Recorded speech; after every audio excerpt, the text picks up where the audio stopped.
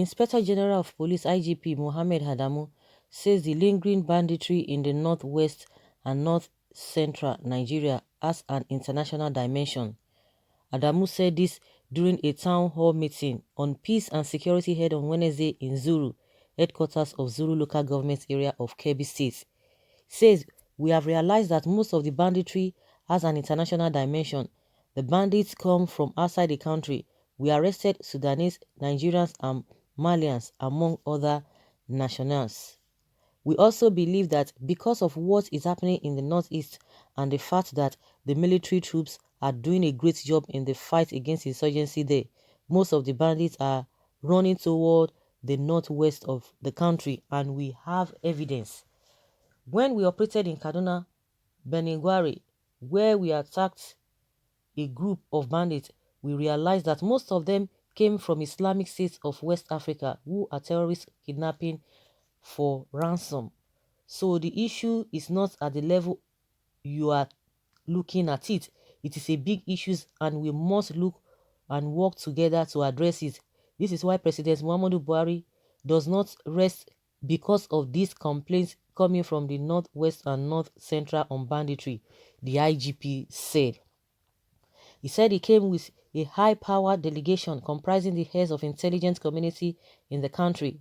This is because of the seriousness the president attaches to security and the rising security challenges that are happening in the northwest in particular.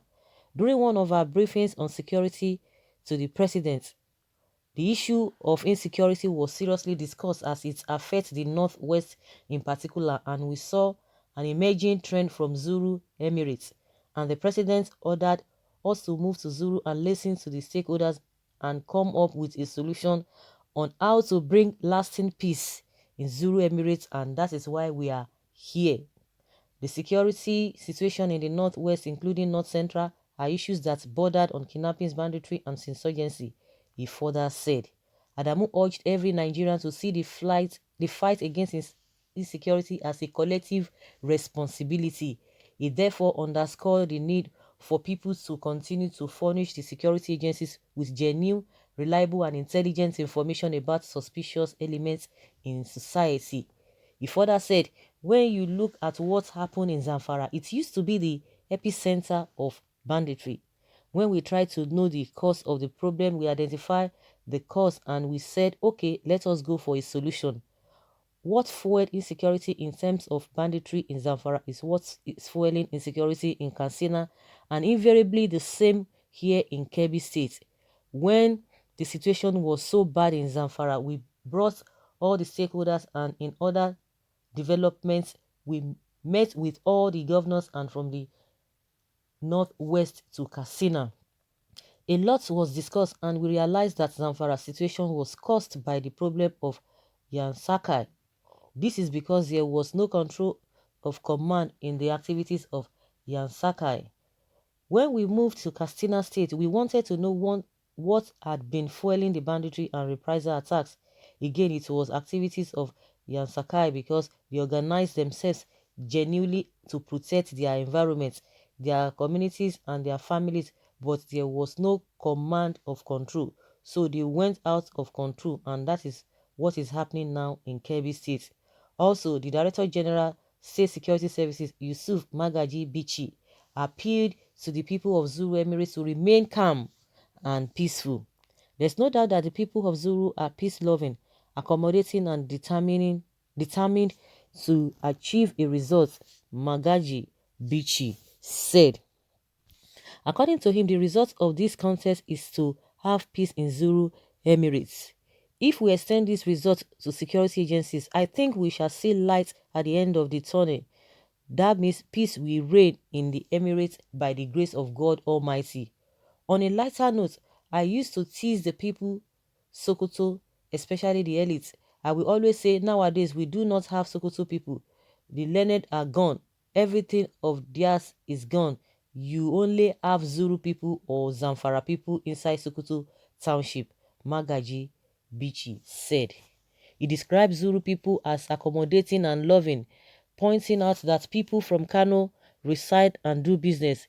Earlier, the president of Miyetti Allah Cattle Breeders Association of Nigeria, Magban Alhaji Muhammadu Kiruwa, appealed to the security agencies to investigate the extrajudicial killing of 68 Fulani pastoralists in Zuru, Sakaba, Fakai, and Dango, Wasago local government area under Zuru Emirates. He alleged that the victims were killed by the Kari Sankai group this year.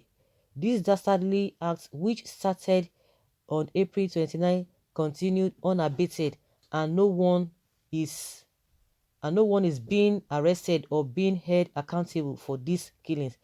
The first murder took place in broad daylight and at the premises of the Technical College, Zuru, where 8 Fulani people's lives were taken. This trend continued in the communities of Danko, Maga, Riba, Joli, Kaduga, Marafa, Kanya, Unashi, and Ayu, where 68 people's lives were taken for no just cause other than being Fulani herders.